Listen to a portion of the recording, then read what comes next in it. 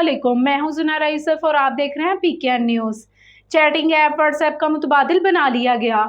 पाकिस्तान की पहली कम्युनिकेशन का इजरा NITB के तहत मुनक़दा तकरीब में वफाकी वज़ीर सैयद अमीनुल हक ने किया।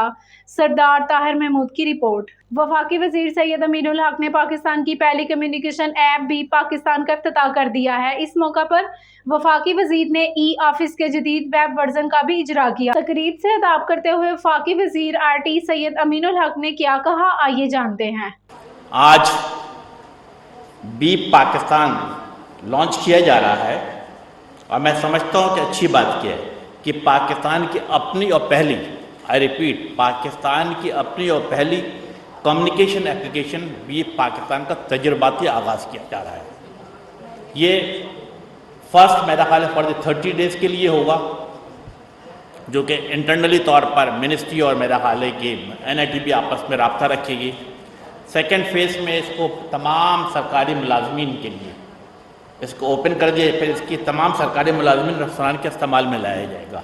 एंड द थर्ड फेज़ मैं समझता हूँ इसको पूरे पाकिस्तान के लिए ओपन कर दिया जाएगा।